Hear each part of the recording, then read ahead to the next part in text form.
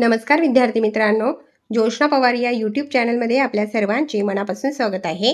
आज आपण इयत्ता 6वीच्या वर्गाची गणित या विषयाची संकलित मूल्यमापन 2 द्वितीय सत्र परीक्षा प्रश्नपत्रिका संपूर्ण उत्तरांसहित अभ्यासणार आहोत.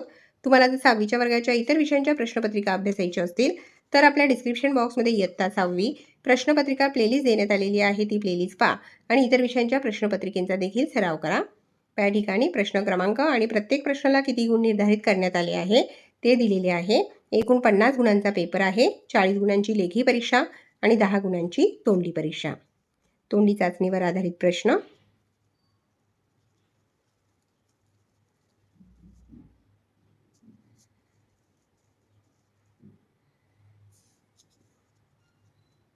लेखी चाचणी प्रश्न तिसरा सोडवा. प्रश्न तिसरा 8 गुणांसाठी आहे. त्यातील अ प्रश्न 1 गुणासाठी आहे. दूरदर्शन संचाची किंमत अक्षरात लिहा. त्या ठिकाणी अंकात किंमत लिहिलेली आहे, आपल्याला अक्षरात लिहायची आहे. 7,999 रुपये. ब प्रश्न खालील संख्यांमधील लहान मोठेपणा चिन्हाचा वापर करून लिहा. मोठी संख्या आहे 87,987. क प्रश्न बेरीज करा. 1 गुणासाठी आहे. 6,790 अधिक 978. बेरीज आहे 7,768. ड प्रश्न वजाबाकी करा. 8,025 वजा 652. उत्तर आलेले आहे 7,373. ई प्रश्न गुणाकार करा. 2 गुणांसाठी आहे. ई प्रश्न 568 गुणिले 327. त्याचे उत्तर आलेले आहे 1,85,736. आणि फ प्रश्न भागाकार करा. 2,170 भागिले 35. भागाकार आलेला आहे 62 आणि बाकी आहे 0. प्रश्न क्रमांक 4 सोडवा. 6 गुणांसाठी आहे. त्यातील अ प्रश्न 4 गुणांसाठी आहे. समीकरणाच्या दोन्ही बाजू समान होण्यासाठी रिकाम्या जागी योग्य संख्या लिहा. म्हणजे समीकरणाची डावी आणि उजवी बाजू ही समान झाली पाहिजे. आपण योग्य संख्या लिहिलेल्या आहेत. पहिल्या चौकटीत आहे 100, दुसऱ्या चौकटीत लिहिलेले आहे 2, तिसऱ्या चौकटीत आहे 5 आणि चौथ्या चौकटीत आहे 25. ब प्रश्न 2 गुणांसाठी आहे. समीकरण सोडवा. 1/3 बरोबर 4 आणि उत्तर आलेले आहे x बरोबर 12.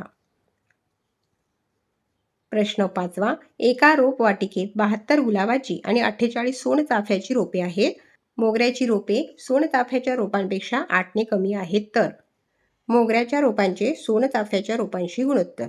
48 रोपे सोनचाफ्याची आहेत आणि मोगऱ्याची 8 कमी आहेत म्हणून 48 वजा 8 बरोबर 40. 40/48 आणि त्याचे गुणोत्तर आलेले आहे 5/6. ब प्रश्न आहे गुलाबाच्या रोपांचे मोगऱ्याच्या रोपांशी गुणोत्तर. 72/40 गुणोत्तर आलेले आहे 9/5.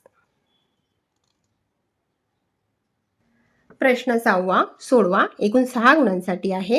त्यातील अ प्रश्न 2/5 या अपूर्णांकांचे शेकडेवारीत रूपांतर करा आणि त्याचे उत्तर आलेले आहे 40%. ब प्रश्न शेकडेवारीचे अतिसंक्षिप्त अपूर्णांकात रूपांतर करा 30%. त्याचे उत्तर आहे 3/10.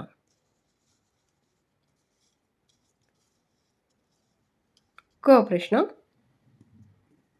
शाळेतील 280 विद्यार्थ्यांपैकी 182 विद्यार्थ्यांना कबड्डी हा खेळ आवडतो तर शाळेतील किती टक्के विद्यार्थ्यांना हा खेळ आवडत नाही. टक्के विद्यार्थ्यांना कबड्डी खेळ आवडतो असे मानू. आता दोन्ही बाजूंना 100ने गुणून 1/100 बरोबर 182/280 आणि त्याचे उत्तर आलेले आहे 65%. 65% विद्यार्थ्यांना कबड्डी खेळ खेळता येतो. बरोबर 65%. मग उरलेले विद्यार्थी आहे 100% वजा 65% 35%. 35% विद्यार्थ्यांना कबड्डी खेळ आवडत नाही. प्रश्न 6व्यातील ड प्रश्न एका दूध विक्रेत्याकडे एकूण 360 लिटर दुधापैकी 30% दूध म्हशीचे असून उर्वरित दूध गाईचे आहे तर दूध विक्रेत्याकडे गाईचे दूध किती लिटर आहे. गाईचे दूध बरोबर एकूण दूध वजा म्हशीचे दूध. 100% वजा 30% बरोबर 70% गाईचे दूध आहे. दुधाचे प्रमाण लिटरमध्ये काढू. 360 गुणिले 70/100. उत्तर आलेले आहे 252 लिटर. दूध विक्रेत्याकडे एकूण 252 लिटर गाईचे दूध आहे. प्रश्न 7वा 6 गुणांसाठी आहे. त्यातील अ प्रश्न 2 गुणांसाठी आहे. दिलेल्या माहितीवरून सारणी पूर्ण कर. सोपा प्रश्न आहे. खरेदी किंमत आहे 8,100 आणि विक्री किंमत आहे 8,010 म्हणजे तोटा झालेला आहे 90 रुपयांचा. दुसरे खरेदी किंमत आहे 4,070 आणि विक्री किंमत आहे 4,700, म्हणजे नफा झालेला आहे 630 रुपयांचा. प्रश्न 7व्यातील ब प्रश्न, खाली दिलेल्या माहितीचा वापर करून शेकडा नफा किंवा शेकडा तोटा यावर आधारित शाब्दिक उदाहरण तयार करा व सोडवा. 4 गुणांसाठी आहे. खरेदी किंमत 25,000 रुपये, गाडी भाडे 2,100 रुपये, हमाली 4,700 रुपये आणि विक्री किंमत आहे 33,000. त्यावरून शाब्दिक उदाहरण आपण लिहिलेले आहे. रमेशने एक जुने यंत्र रुपये 25,000 ला खरेदी केले. ते घरी आणण्यासाठी त्याने रुपये 2,100 गाडी भाडे दिले आणि रुपये 4,700 हमालीचे दिले. काही दिवसाने त्याने ते यंत्र रुपये 33,000 ला विकले. तर या व्यवहारात त्याला शेकडा नफा झाला की तोटा आणि तो किती? अशा पद्धतीने शाब्दिक उदाहरण तयार करायचे आहे.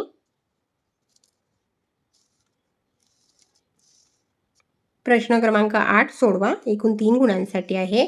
त्यातील अ प्रश्न, बँकेत खाते उघडण्यासाठी द्यावा लागणारा कोणताही एक ओळखीचा पुरावा लिहा.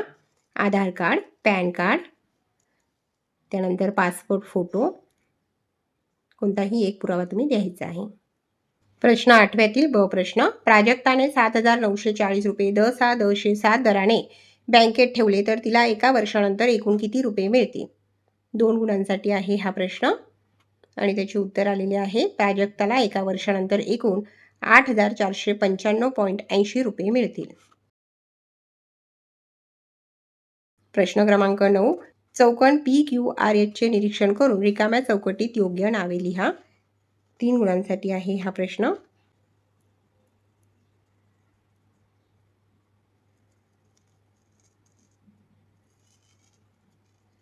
पहिला प्रश्न, कोण SPQ चा सम्मुख कोन? कोण SRQ? दुसरा प्रश्न, कोण PQR चे लगतचे कोन? कोण SPQ व कोण SRQ? आणि प्रश्न क्रमांक 10 आहे. 4.5 सेमी लांबीचा रेषाखंड LM काढा आणि कंपास व पट्टीच्या साहाय्याने दुभागा. 4 गुणांसाठी आहे हा प्रश्न. पहा विद्यार्थी मित्रांनो, या ठिकाणी आपण इयत्ता 6वीच्या वर्गाची गणित या विषयाची द्वितीय सत्र परीक्षा संकलित मूल्यमापन 2 प्रश्नपत्रिका संपूर्ण उत्तरांसहित अभ्यासली. व्हिडिओ आवडल्यास व्हिडिओला लाईक करा आणि चॅनलला सबस्क्राईब करून ठेवा, जेणेकरून या पुढचे जे नवनवीन शैक्षणिक व्हिडिओ मी यूट्यूबवर टाकेन त्याची नोटिफिकेशन अगोदर तुमच्यापर्यंत पोहोचेल.